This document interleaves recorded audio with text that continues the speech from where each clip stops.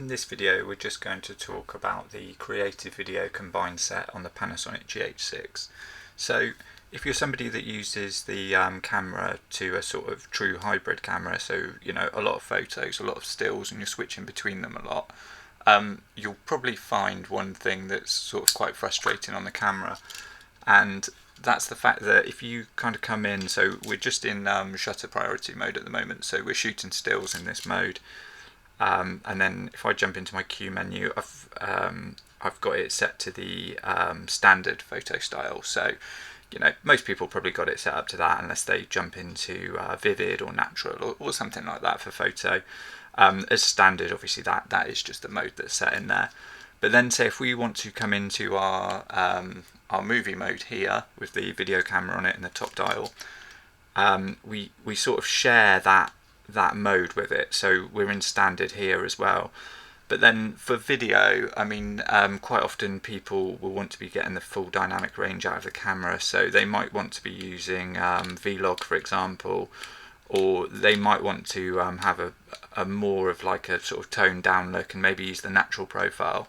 So essentially, you want a different one for each set. But if we select Vlog now in video, if I take the lens cap off, actually, you can see we've got this very kind of flat profile. And then if we come back to our shutter priority mode, we've got Vlog as well. And we don't really want to shoot photos in Vlog, so if we come back up and then we say, okay, we want to come out of Vlog and we want to shoot standard photos, but then the trouble is when we come back to our movie set, we're back into standard again. So the way around this, there's a feature in here called, if we come into the cog, so we've come into menu and then we go into the cog and we're in the top bit, image quality, the bottom option, so you can either press up or you can scroll all the way down, whichever you prefer. You come to this CreativeVideo Combined Set, and essentially what this feature does is it lets you separate these controls from photo and video mode. So currently they're all set so that they essentially override each other. So if we'll just take this example, the photo style mode, you can see you can do it for metering, AF, white balance, all sorts of things, but just for this one we'll say, okay, the photo style, actually we would like to take that away. So we click into it and you can see we've got this camera or the video recorder, and we'll pick the sort of video recorder or the video camera, and then if we come back again, we're still in our standard profile because we set that. But now in our movie mode, we say, in the Q menu, we say, actually, I'd like to be shooting Vlog because that's the easiest one to see the difference. So if we say Vlog, you can see there, we're in Vlog. And then when we come back to our shutter mode, we're still in our other profile here, in our standard profile. So now we can independently set these. So in this one now, I could have a natural profile, for example.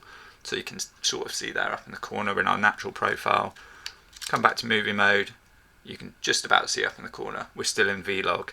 So it's just a really nice way to separate that, because it can be quite frustrating if you do want to have different modes for video and different modes for photo.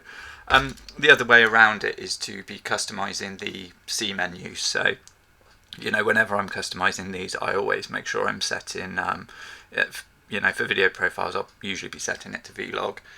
But if you're just using it in its sort of its easiest form of just switching between this video mode and these photo modes, that just lets you sort of break those features apart and just be able to really quickly sort of go back without having to then reset the modes every time you're sort of switching the dial. And you can just really quickly grab a video or grab a few pictures and you're not having to sort of mess around in all the modes.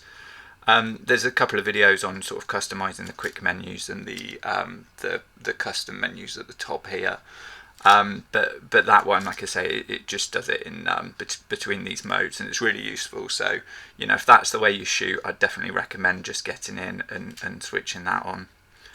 So hopefully that video's helped. If it has, give the video a like. If you want to see more GH6 content, then please subscribe to the channel.